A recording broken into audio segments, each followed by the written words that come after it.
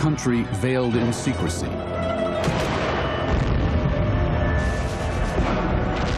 A tense standoff with the United States over nuclear weapons. America will not be blackmailed. An enigmatic leader. He's a very cunning man, though. He's willing to take it to the edge to make sure he survives. Meanwhile, a nation suffers. The human rights situation in North Korea is the worst in the world today. Compounding the horrors, a devastating famine and reports of brutal gulags. 제 생각에는 북한이라는 나라는 하나의 거대한 감옥이고. To me, the whole nation is a prison. Kim Jong-il is the warden, his followers are the guards, and the people are the prisoners.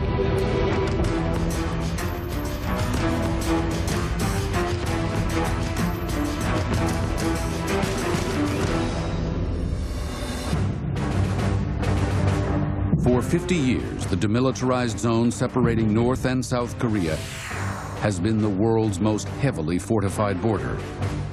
Some call it the most volatile place on Earth. Soldiers always on high alert, stand ready to respond to any provocation. It obviously creates the highest level of tension you can have. They are not at peace, but they're not at war.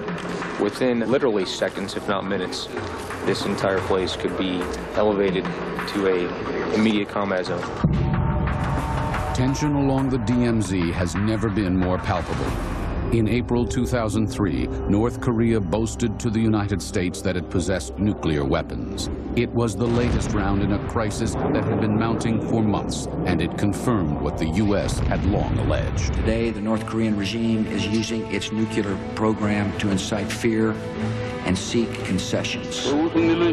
Ignoring United States warnings, the North Korean government escalated tensions through verbal threats and confrontational actions. The United States should not attempt to test our military power. At the center of the controversy is Kim Jong-il, the North Korean leader who today is a mystery to much of the world. But inside North Korea, he rules a people who are taught to revere him in almost godlike fashion. What we have in North Korea now is a cult, almost a religious cult. Anytime the press is admitted into North Korea, it's usually for some very carefully choreographed event that's designed to send a message to the outside world, and the message is usually, we love our leader, the leader is strong. When Kim Jong-il inherited North Korea's throne from his father in 1994, many international observers dismissed the son as an eccentric, unqualified for leadership. He was called a philanderer, he was a womanizer, he was a dummy. This was more or less the common understanding of Kim Jong-il. But that's not true. He's a formidable strategist and he's a formidable power wielder. The point is, he is the unquestioned leader of North Korea. He has a 1 million-man army under his direction. He has, we believe, nuclear weapons at his disposal. And, more importantly, he has the unquestioned support of his people. To fully comprehend the crisis, an understanding of life inside North Korea is required. But reliable information is hard to find. By design of its leaders, North Korea is a country in total isolation. I've worked in Iraq, but Iraq is, like Switzerland compared to North Korea. And North Korea is probably the most secretive place in the world. North Korea forbids its citizens to leave the country and keeps them completely cut off from outside information. There are no foreign newspapers. There are no television programs from foreign nations. All the radios are manipulated. You only can receive the state propaganda.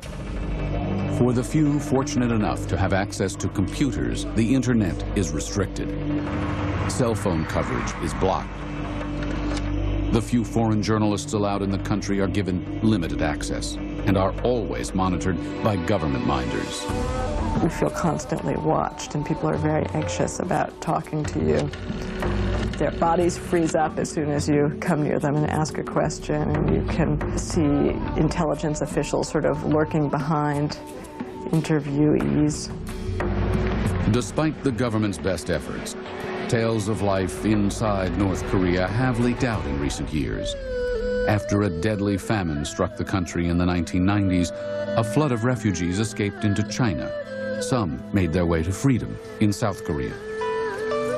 After enduring a lifetime of starvation and repression, Ji Hae-nam fled from North Korea in 1998. The North Korean government is only interested in making war, not caring for their people. It's all useless to me. I'm from North Korea. My ancestors are buried there, so you have to understand where I'm coming from for me to denounce this horrible regime.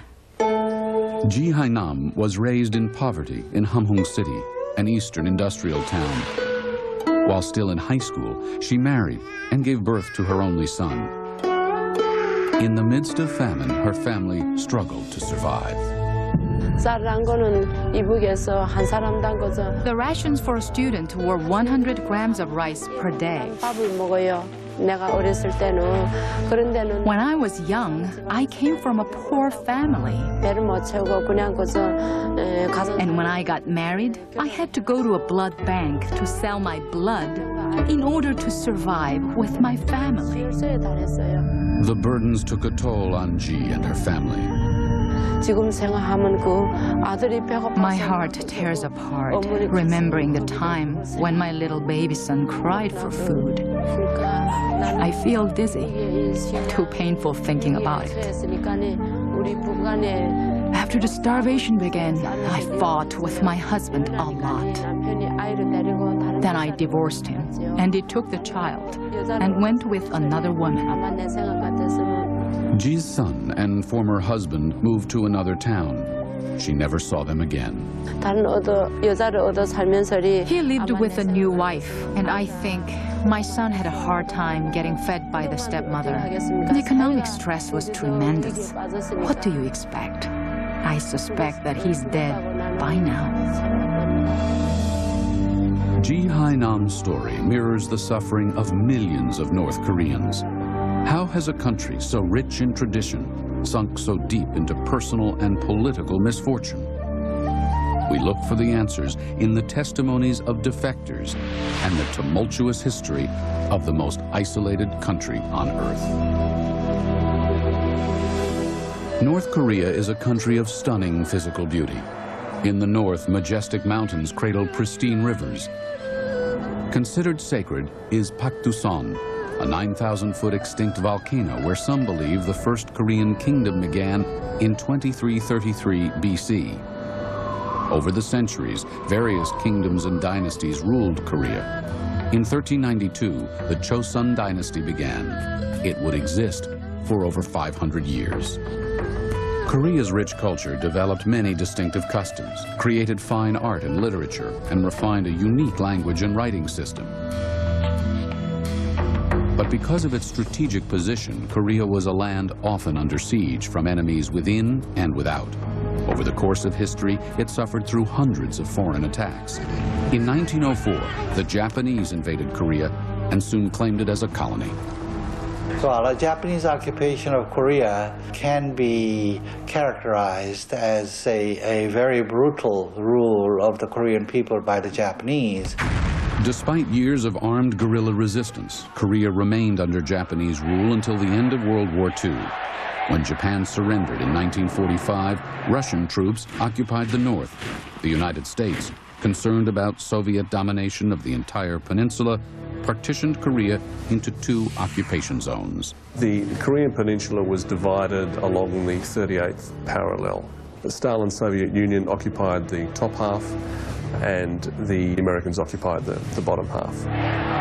While the seeds of democracy were sprinkled in the south, the Soviets quickly built the north in Stalin's communist mold. In 1948, Pyongyang was established as the capital. 2 years later, the Democratic People's Republic of Korea was declared the sole political power. Installed as its first leader was 36-year-old Kim Il-sung. At first, he was nothing more than a Soviet puppet. The Soviets essentially picked Kim Il-sung as the leader of the nation, and without their help, there's a very good possibility he would never have led North Korea. Kim Il-sung was born in Pyongyang in 1912 to devout Christian parents. After emigrating to Manchuria with his family, Kim attended a Chinese school. But his formal education abruptly ended in 8th grade. He joined the subversive activity. In those days, the subversive activity included those young people joining the guerrillas or in a communist party organizations or a reading club of reading Marxism on the subversive books. And he was caught. Kim was expelled from school and jailed. After his release in 1930, he joined guerrilla armies fighting the Japanese military that at the time occupied both Manchuria and Korea. Kim developed the reputation of a strong but brutal commander. He couldn't trust anybody. Sometimes he had to get rid of some of the people. In that sense, he was very ruthless. I think some of the traits of this later on you'll see in North Korea in his political purges. In 1941, after the Japanese army wiped out guerrilla forces, Kim Il-sung spent 5 years in Russia before being picked by the Soviets to return to North Korea as its leader. He was a very shrewd politician and remained very skilled in being able to outmaneuver his adversaries in domestic politics. Once firmly in control of the North, Kim Il-sung looked south. On June 25, 1950, North Korea invaded South Korea. The goal, create a unified communist Korea under Kim Il-sung's rule. Months into the war, China sent 300,000 forces to help North Korea, a number that would grow to 1 million by war's end. The United Nations, led by U.S. forces, intervened to assist South Korea. The bloody conflict devastated both sides.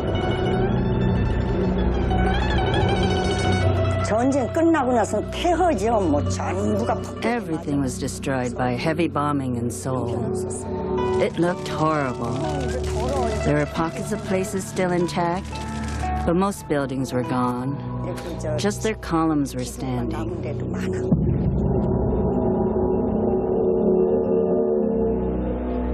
On July 27, 1953, hostilities came to an end with the signing of an armistice between UN forces, North Korea, and China. It was not a peace treaty. It was not a peace agreement. It merely was an armistice. It halted the shooting in Korea. More than 2 million Koreans, at least 400,000 Chinese, and 40,000 Americans died in the 3-year conflict. The armistice formally recognized the 38th parallel as the division between North and South. The border was closed, and thousands of Korean families, separated during the war, were forever split. In 1952, Ha Bo-naum was a 26-year-old movie actress living in Seoul. That's when she and her brother, Ha Sang-kik, were separated. One day he went out to buy something, and we didn't hear from him. Because we didn't hear from him, we began to look for him. Most likely, Ha was forcibly conscripted into the North Korean army that occupied Seoul at the time of his disappearance. Today, his sister still yearns to discover his fate. I miss him very, very much. Some told us he was dead. Some said he was still alive. So we prayed he was alive. Our mother passed away because of her grief, because she never got to see her son. Unfortunately, since he's the only man in our family, on our father's side, our bloodline is ended since we women got married.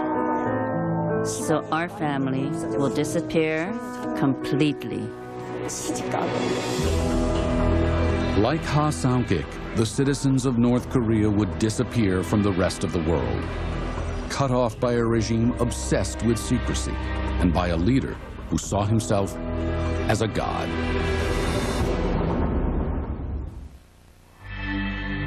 In the wake of the Korean War, a faction of disgruntled party cadres tried to oust Kim Il-sung from power. But just as he did in his guerrilla days, Kim purged his opponents through exile, imprisonment, and execution. In July 1953, he brings these 12 conspirators to a military court, and he tried them and sentenced 10 of them to death. But political opposition was only one of Kim Il-sung's problems. The Korean War left much of the North demolished, bombed into oblivion. Eyewitness reports from the time say that there was barely a village standing. Pyongyang had been leveled. There wasn't much remaining of the infrastructure, as you can imagine. Kim Il-sung implemented an economic and rebuilding plan. With the help of the Soviet Union and China, the economy quickly began to turn. They were coming from such a low base that their economy was humming along once they had the infrastructure up and running. That really started to take hold in really the late 50s, early 60s, when we started to see North Korea, in fact, become more prosperous than South Korea. By the mid-1960s, the defining philosophy credited to Kim Il-sung began to take hold. It was called Juche, or self-reliance. Today, it remains a guiding principle in North Korea.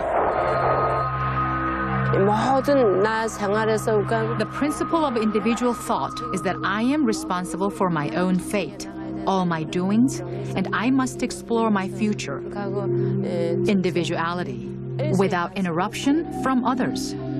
But Kim's version of Juche was meant to inspire nationalism and mobilize citizens. He crystallized this Juche idea of being politically self-reliant and economically self-sustaining and militarily self-supporting, self-defending. Juche also taught that North Korea was the chosen land and was to be led by a great leader.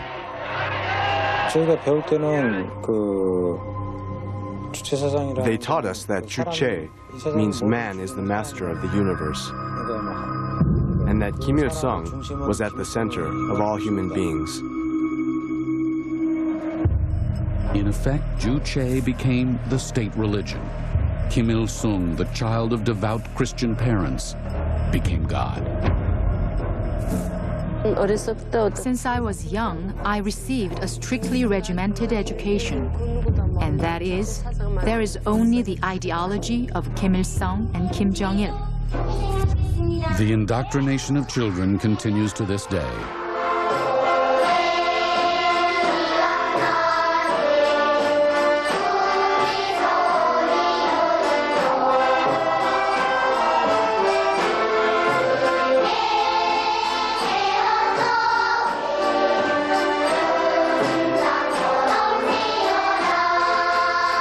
It's hard to provide a description of how Kim Il-sung was able to establish himself as the unchallenged leader of the Korean people with the people's support in terms that would be understandable to individuals in the West.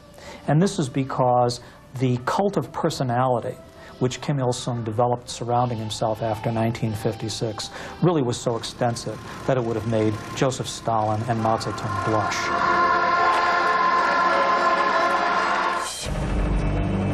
Proudly showcased as a shrine to Kim Il-sung and as evidence of North Korea's economic turnaround was Pyongyang. The rebuilt capital became Kim Il-sung's communist crown jewel. What they've done in Pyongyang is an example of creating an image of communism as paradise, while the rural area is ignored. Thousands of murals and monuments of Kim Il-sung were erected. Goods and services were readily available. But access to the capital was a privilege extended only to a chosen few. Even today, citizens need a government-issued permit to enter Pyongyang. Not everybody can be a Pyongyang citizen. And if you do any minor thing wrong, you get kicked out. The majority of North Koreans are relegated to small towns and villages in the countryside. It is the difference between privilege and destitution. The rest of the country is entirely regimented. You have to work where they tell you to work. You have to live where you're assigned to live. You can't travel. There's no freedom of speech. There's no freedom of assembly. Religious expression is also denied. At the time of independence, there were many religious practices, such as Buddhism and Catholicism. But they got rid of them. Instead, they made the Kim Il-sung Research Center or the Kim Jong-il Ideology Institute everywhere. Except for that, there is no religion. As North Koreans learned to adore the great leader, they were also taught to hate two despised adversaries. We never heard anything about the world. We have learned only about Kim Il-sung and Kim Jong-il. America is bad. South Korea is bad. All we were told was that they were bad. Starting in the 1960s, propaganda films were made and shown to impressionable children.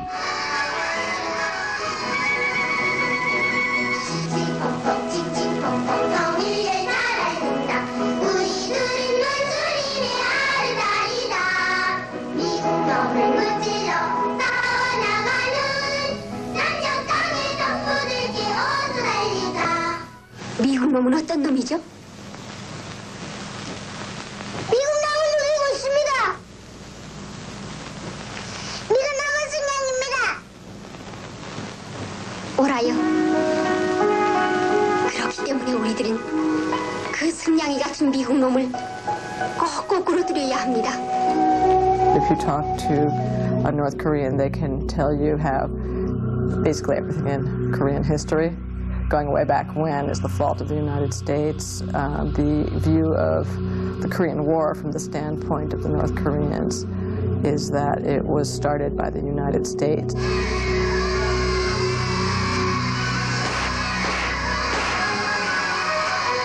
미국 놈을 거꾸로 들이고야 말았군요. 그거 봐요. 미국 놈을 증오하는 마음으로 쏘니까 꼭꼭 맞지 않아요?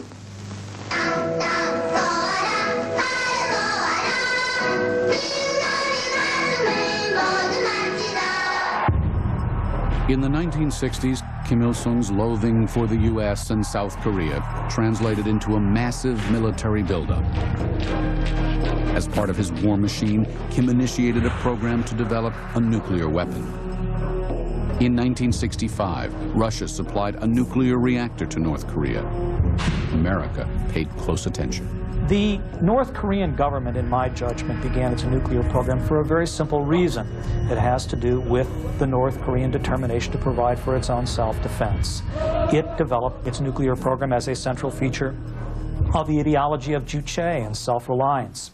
As the 1970s dawned, Kim Il-sung still held on to one of his enduring ambitions. Kim Il-sung saw the chance to get South Korea before it became too prosperous. And this was at a period when Kim Il-sung really thought he had a chance to reunify the Korean Peninsula on his terms. Kim's method was violent. In 1974, he ordered the assassination of South Korean President Park Chung-hee.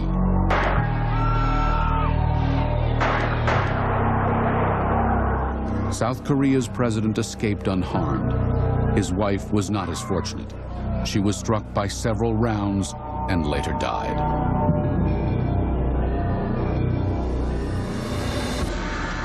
Incidents like this further ostracized North Korea from much of the world. But Kim Il-sung welcomed the isolation. It helped hide the growing horrors faced by North Korea's powerless citizens.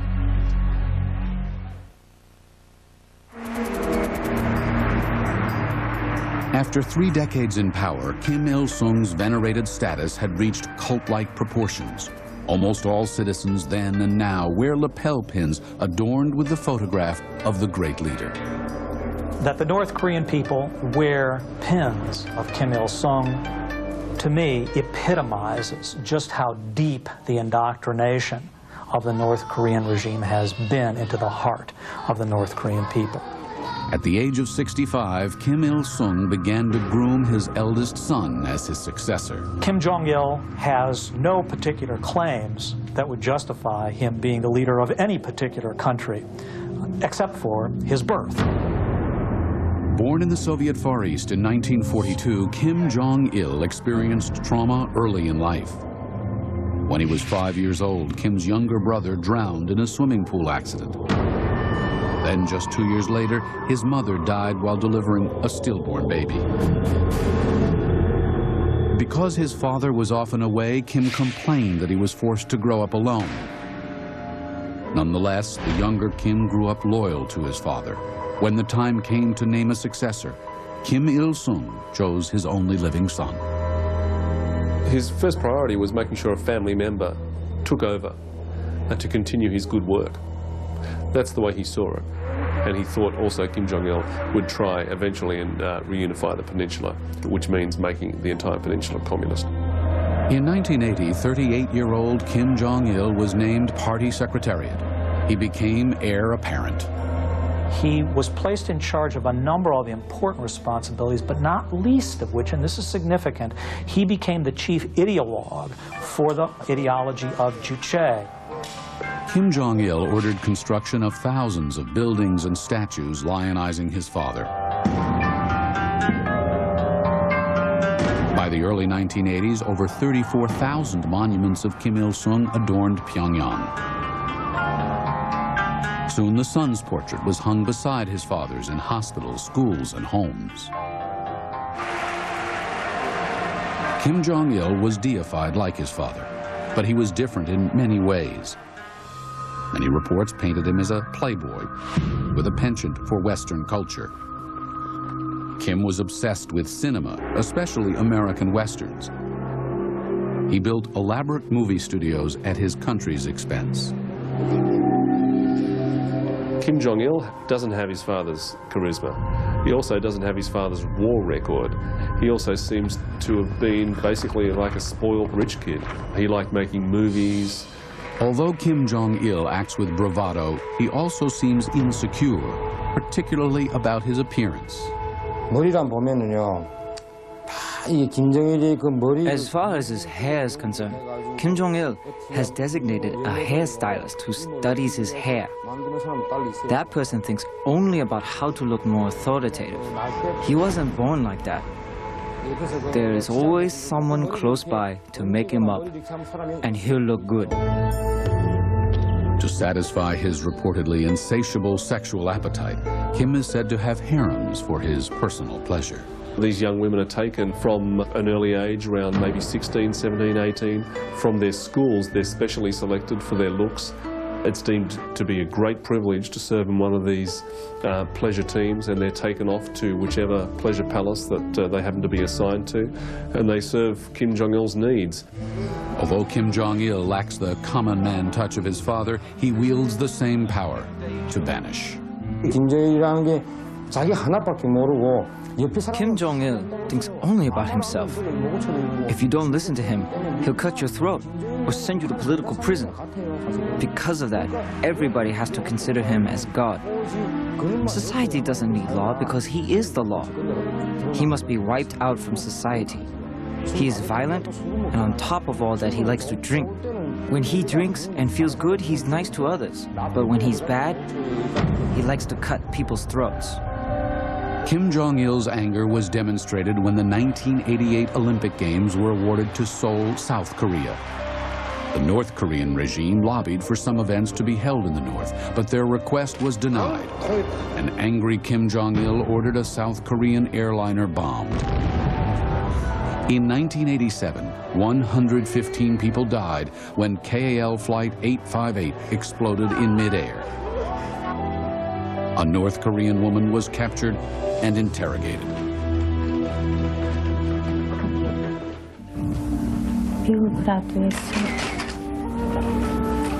미국을 하기 위해서 메트로폴 호텔에서 같이 간 과장과 지휘관들부터 폭파용 라디오와 약주를 넘겨받았습니다.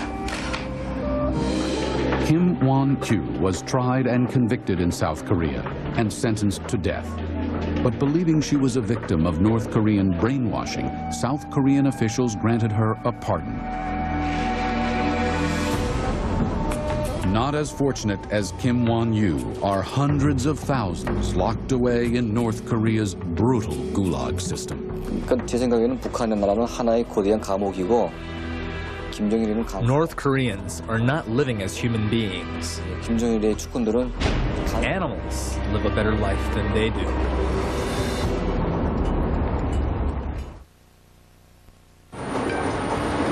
The frenzied pace of modern life in Seoul, South Korea is new to 19-year-old Kim Yok. Yok escaped from North Korea in 2002 after being jailed for 3 years for the crime of transferring illegal goods. He now sketches drawings that vividly depict the horrors he witnessed in his North Korean prison. 속에는 완전 불 같은 그런 상처가 있는데 Inside me, there is a burning scar. But that scar, if I just keep it inside, somehow it gets too painful for me. The real situation of North Korean life, instead of saying it, drawing it depicts it more realistically. When I draw, I recall the images of those difficult times. Kim's testimony is borne out by the claims of other defectors and human rights workers. They reveal nightmarish stories of an elaborate but well-hidden gulag system. 27% from the whole territory of North Korea are off limits for all the foreigners. And all the UN organizations are not allowed to go to all these areas. And these are exactly those areas where all the concentration camps are located.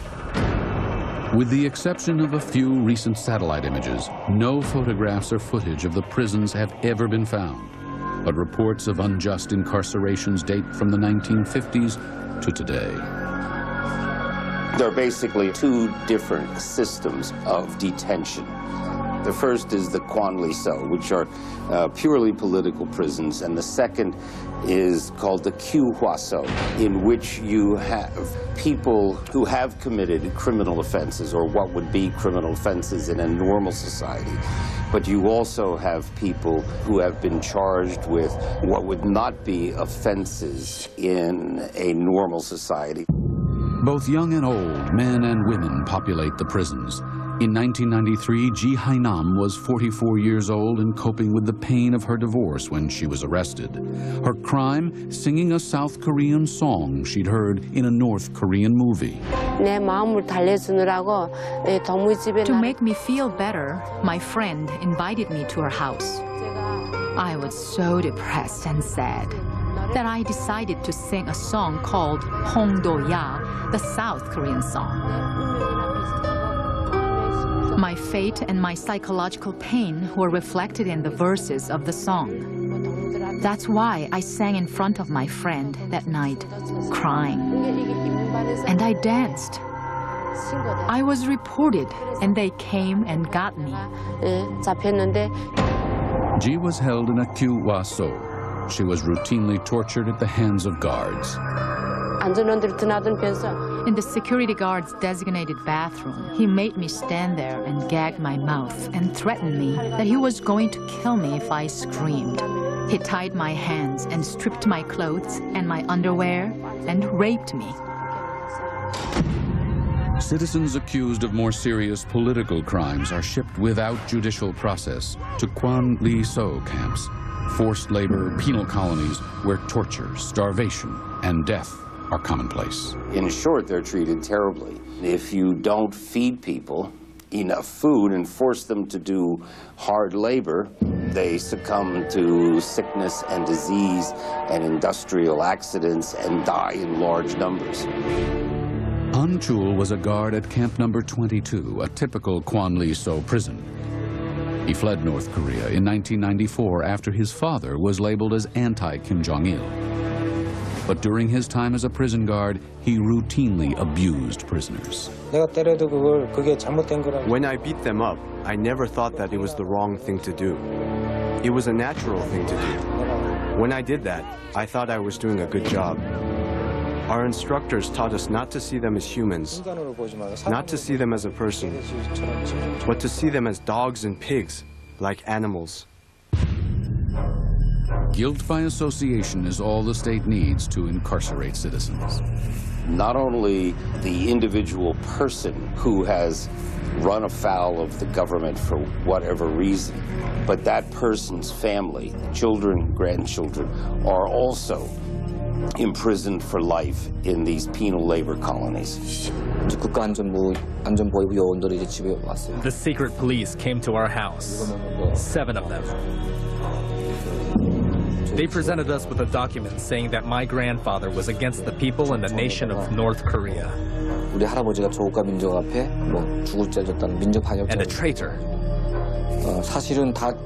Truly, our family should have been executed. But the party graciously allowed us to go to prison instead. Of the prisoners not forced to hard labor, many are required to kneel for hours at a time. It's only half hour to 1 hour that you are allowed to rest. That is the break time per day. But starting from 7 in the morning until 9 p.m. at night, the prison rule is that all day the prisoner must be in the kneeling position. You couldn't possibly call them humans. The prison guards are more barbaric than their officers. This woman and her husband asked us to conceal their identity out of fear of retribution against relatives still in North Korea. They were imprisoned on charges of illegally traveling outside the country. I felt like I was ready to die, but at 4 in the morning they made us all get in the kneeling position like this. For me, I had this paratyphoid condition. I couldn't eat for 15 days and I had a very high fever. I thought I was dying. I couldn't see, I couldn't hear, and I screamed that I was going to die. Because food is withheld, prisoners would desperately search for ways to relieve their hunger. The prison was in this mountainous region. There were many things that you could eat off the ground. Because of that, a lot of prisoners were saved. Rats were the most nutritious thing there. There were more rats than anything else. The most difficult thing about being imprisoned is, it's not so much about the prison rules, but the severe hunger pain. Due to lack of food in prison, after 4 to 6 months, most people die. Some people died of torture, some died of starvation, and some were frozen to death. And then there were deaths due to accidents. Instead of burying them at the public cemetery, the hillside surrounding the prison became the burial site. They weren't buried properly.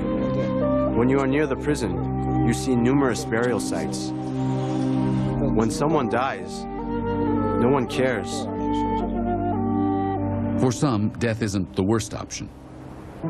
After 3 years of abuse in prison, a desperate Ji Hai-nam attempted suicide. There was a plastic wash basin in the prison cell. In North Korea, the wash basins are made of mixed materials such as empty bullet shells, so you can actually break it into pieces, like a rice cake. So I broke it into 4 pieces and swallowed them. Also, I scooped up hair and feces from the floor and swallowed them in order to kill myself. Prisoners who attempt escape face dire consequences. People who are caught trying to escape or who did escape and were caught are shot. There are times when the entire prison camp is assembled to watch these public executions. As political prisoners languished in the Gulag, a plague of suffering and death was soon to befall all of North Korea.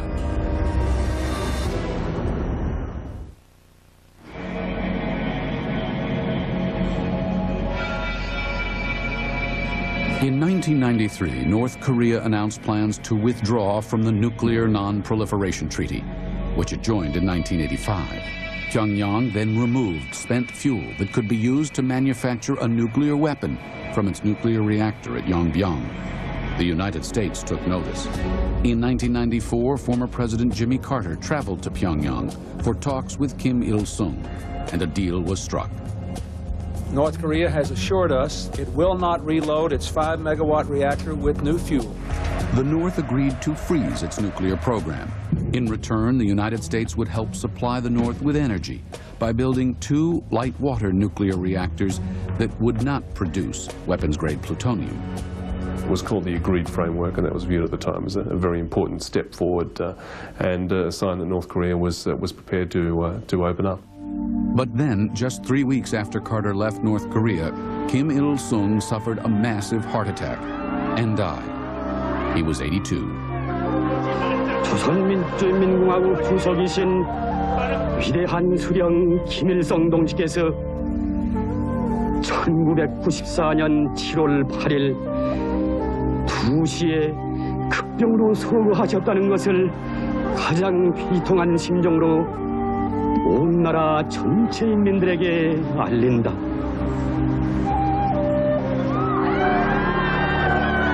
When he died in '94, there was mass grieving in North Korea.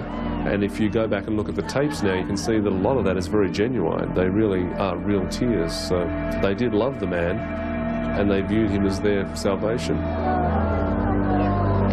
Despite purges and the infliction of rights abuses on so many citizens, perhaps no leader in contemporary history had so indoctrinated his people into such deep adoration.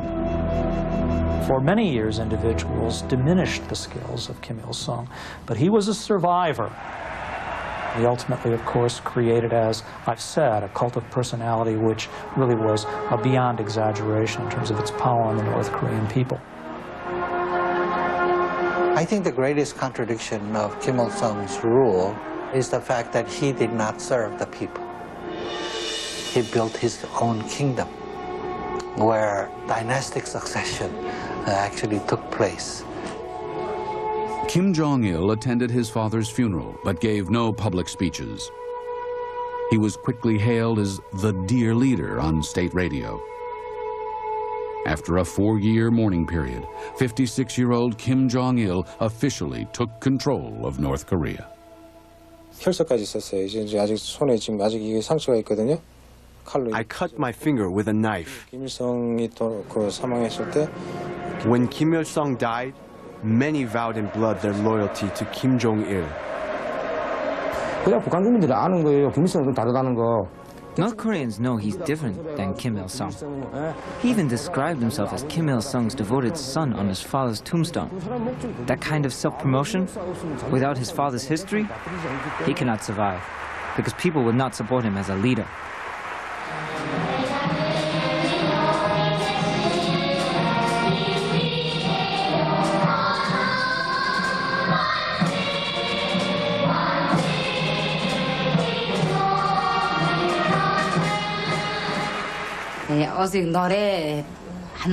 When a songwriter writes songs, it's only about Kim Jong-il and Kim Il-sung. There aren't any other songs. We only sang those songs. One of the songs about Kim Jong-il goes like this. 가는 길 어렵다 딴 길을 걸으랴 깨끗한 양심을 바치물 우리 장군님께.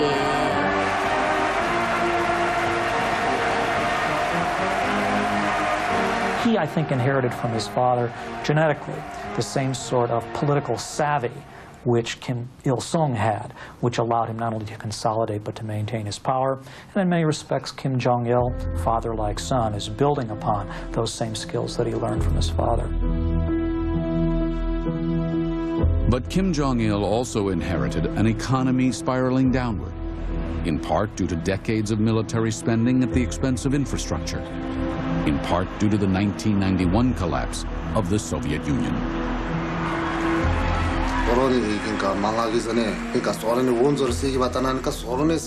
Before the USSR collapsed, there was aid coming from them which consisted of about 60% of our food and all of our oil. So, with the USSR's help, we could survive. But after their collapse, there was no more aid coming from the USSR. After that, we had a drastic economic collapse. Massive food and energy shortages compounded the suffering of North Koreans, especially those outside of Pyongyang. In typical fashion, Kim Jong-il initiated a propaganda campaign. They promoted on the TV that it would be nutritious for us to eat grass from the mountains, but they didn't eat the grass. They ate the good food, but urged the people to eat grass, even promoting it on TV. Government officials had demonstrations on how to make rice cakes out of grass. In July and August 1995, nature delivered a knockout blow. Floods swept across North Korea, and already scant harvests were wiped out. 500,000 people were left homeless. The infrastructure was destroyed. North Korea was about to be thrust into one of the worst famines in recorded history.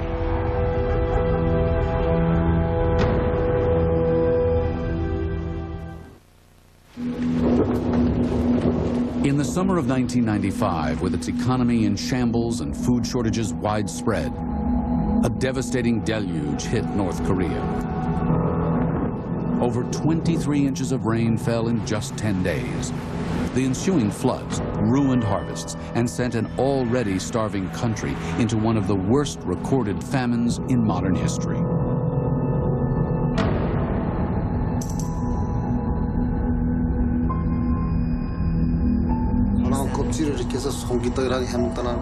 Pine tree bark was used as food.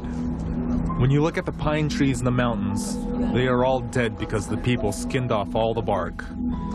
Kids got sick when they ate it. Hundreds of thousands were dying in towns and villages outside the capital. Then in 1995, food and energy shortages finally struck Pyongyang. Even the elite suffered.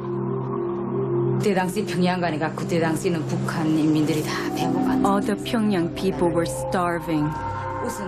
More than anything, there was no heating in the high apartment buildings. Everyone slept with their coats and socks on. And it's true, even 5-year-old children were found dead, frozen. Kim Jong-il was forced to disavow the core premise of North Korean self-reliance. In August of 1995, he asked the United Nations for help. They had to bring themselves to admit to the outside world that they were experiencing this terrible famine and they needed aid. It must have been a very difficult thing to do because essentially what they were saying to the outside world is our economy isn't working and people are dying, so please help us. Small groups of foreign aid volunteers were allowed in the country. One of them was led by German doctor Norbert Wollertson. In towns and villages outside the capital, he discovered a collapsed healthcare system, unable to provide even basic treatment to famine victims. When I first went to the countryside, I realized when we're talking about North Korea's hospitals or North Korean medical system, we're talking about nothing. There is nothing inside. It's only the concrete, only the building. It's a fake. There is no hospital. There's no energy. There's no heating system. There's no running water. There's no soap. There are no blankets. There are no beds. There is nothing for the patients inside. And there was only the possibility maybe to release some pain or to help them to die, because I was too late.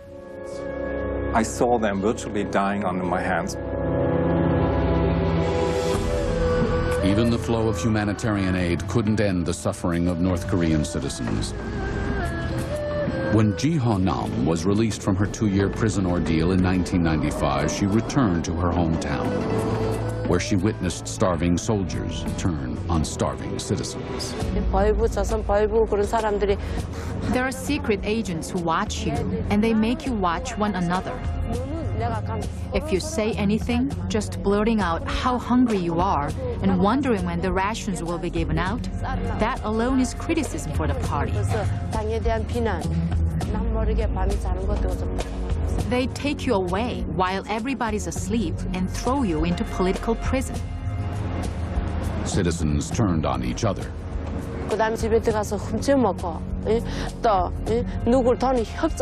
People stole food from others and they cheated others for money.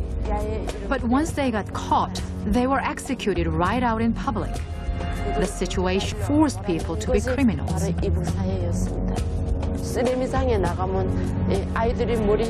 When you go to the market, you see children's heads discarded on the ground. Some strong men captured young kids who were without their parents. They took them home and ate them. Acts of cannibalism were rare, but reported. When you have to fight for survival, then you can't take care for your friend. You even will look at him and try to kill him in order to get his money or to get his food. And that's maybe also the explanation why there are some rude and gruesome stories about cannibalism. By 1999, the famine was estimated to have claimed as many as 3 million lives, nearly 15% of North Korea's population of 21 million.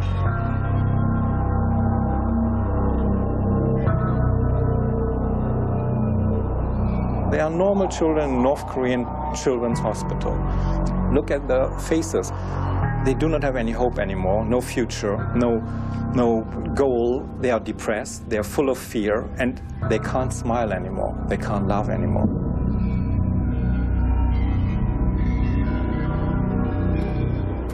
In desperate need of food, large numbers of starving citizens fled the country. Unable to cross at South Korea's fortified border, most escaped to the north, across the Tumon River, into China. They can swim across the river, they can walk across the river if it's frozen. They risk being shot or arrested, but they do it, and they go to China and they try to work illegally. And then when they're in China, they realize that life is actually very tough there. Ji Ho-nam's escape into China was typical of North Koreans who fled their country. After enduring prison and starvation, she bribed a North Korean border guard and crossed into China. Within a month, she was detained by Chinese authorities and sold to a local widower. Each night he stripped me and beat me up because I refused to sleep with him. I had no choice but to be his sex slave for several months. Ji eventually escaped, and with a band of other North Koreans set out for South Korea. But Chinese guards caught the group, and Ji was returned to North Korea. The Chinese government considers them illegal migrants, and it has a repatriation treaty with North Korea. So the Chinese will arrest these North Korean defectors and send them back to North Korea, where they're likely to go to labor camp or worse. Ji made one last desperate rush to freedom. In late 1998, under the cover of night, she fled from her labor camp and crossed again into China. This time, she found refuge with a group of missionaries. I suddenly had this urge to believe in God, so I went to a Korean church. It was there that I met a minister and received help. At their peril, they smuggled Ji to South Korea and freedom. In North Korea, just saying the word God, you will be punished, which means they look down on God. But look at South Korea or the US.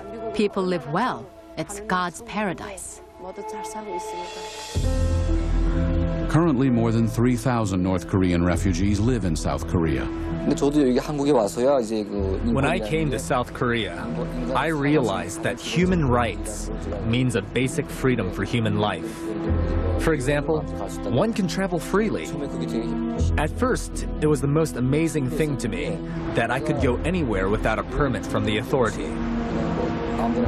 Especially when you travel abroad, one can do so freely. In North Korea, you cannot travel abroad unless you escape.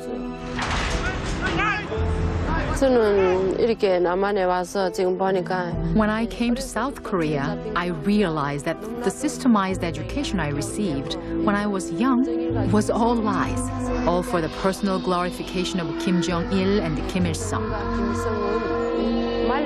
But Kim Jong-il and Kim Il-sung speak as if they care for the people. But look at the result.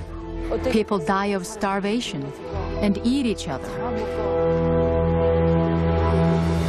In 2002, Kim Jong-il's leadership would be tested as never before, not by the catastrophic consequences of famine, but by an escalating international crisis over weapons of mass destruction. What's in a name? At genealogy.com, discover the history of your family. Now with a free trial membership, it's even easier to begin. Visit genealogy.com today.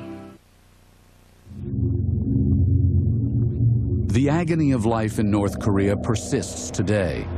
While international humanitarian aid has lessened the food crisis, the country finds itself literally in the dark.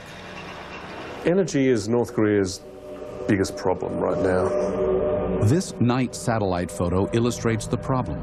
The dark area in the center is North Korea. The brightly lit areas around it are lights emanating from China and South Korea. There's a massive shortage of gasoline and heating oil. They simply don't have the capital to buy gasoline. And Chinese Korean traders that I've spoken to say it'd be great doing business with North Korea in gasoline. The price obviously is very high, but the North Koreans don't pay them, so no one wants to do business.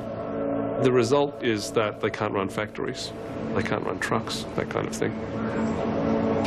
When I've spoken to North Koreans about the energy, they get very agitated. One man told me he had all these appliances in his apartment that didn't work, and he just wanted to throw them at America because it was America's fault that he didn't have the electricity to run his TV and his washing machine.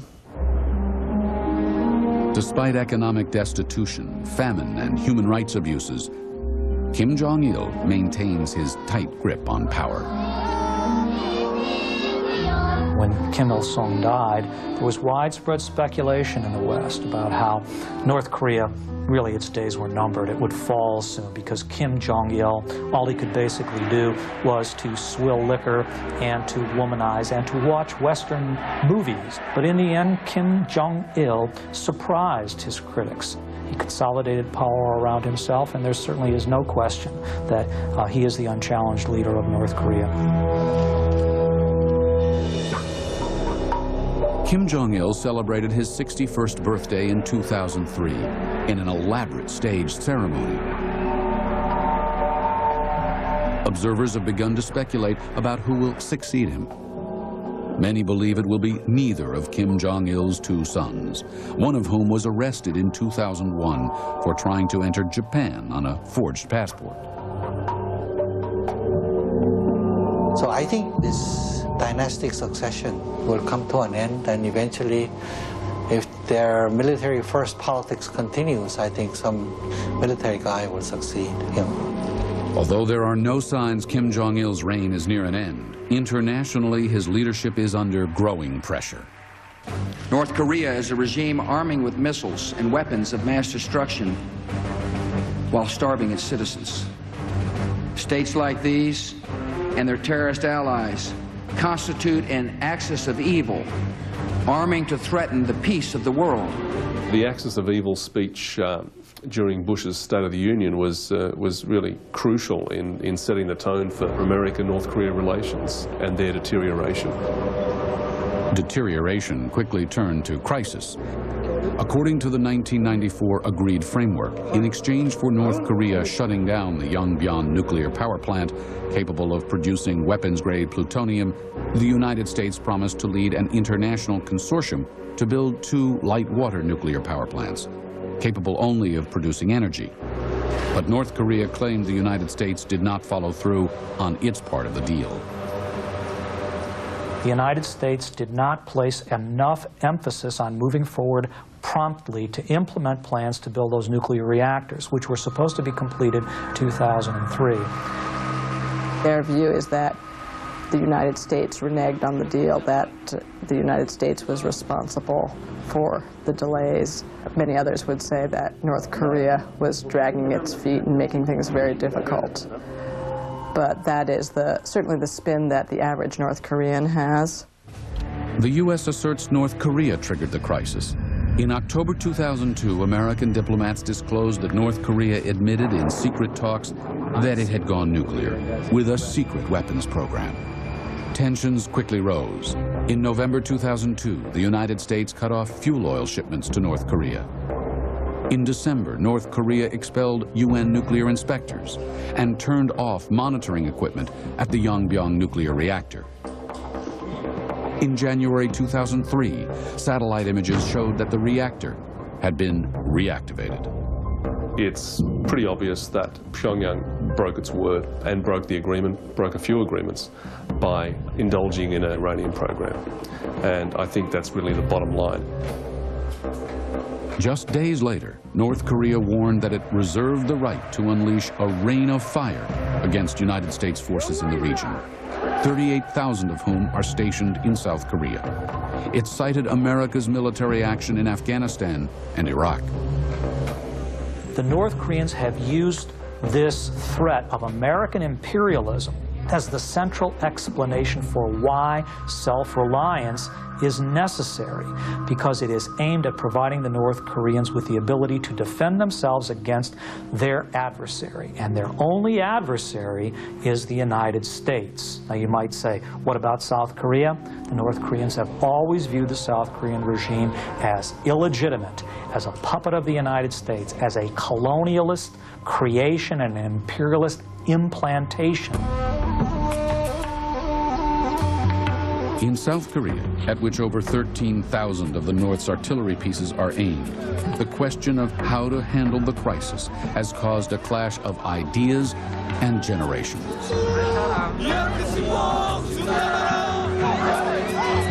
미국이나 다른 여타의 나라에서 간섭하거나 어떤 터치, 노터치, 터치할 필요는 없을 것 같으니까. They regard North Korea as a country to be pitied, not a country to be feared.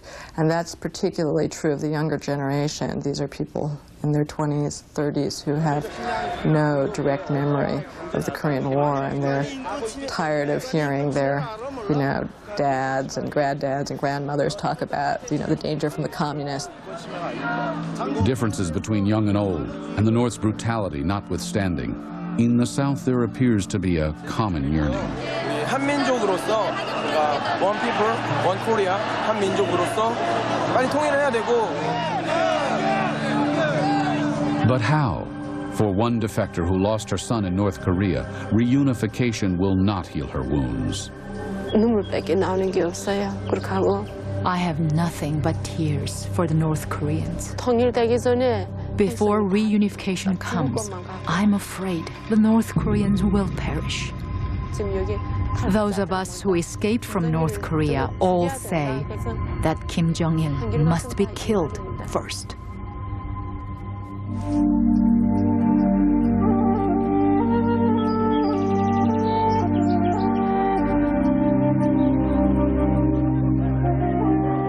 Today, as part of the Sunshine Policy, an agreement made in 1998 to ease tensions between the two countries, small groups of citizens from both sides of the DMZ have been allowed to cross the border to reunite with relatives from whom they've been separated for 50 years. In the chaos of the Korean War, Mrs. Ha Bo-nam was separated from her brother, Sang-ik. 50 years later, she received a phone call from the Red Cross telling her he was alive and living in the North. I was overwhelmed, truly overwhelmed. I felt numb at first, and then a while later, the tears started to come out, but I couldn't cry. Then I wailed, saying, "He's alive!" Then I started calling everybody. Now I have to meet my brother soon and find out if he got married and had a son, so we could continue our family's bloodline, right? That's what I wish the most. In March 2003, Mrs. Ha was given permission to travel to North Korea to be reunited with her brother.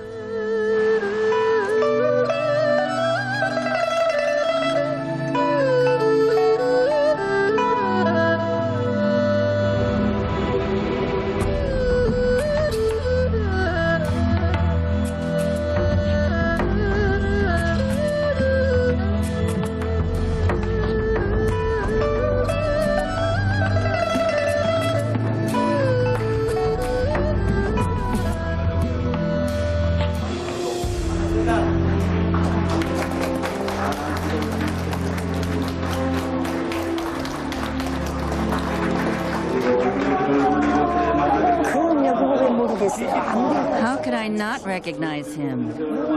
I'm confident. No matter how old we've become, our nose and eyes look alike. And he has mother's looks.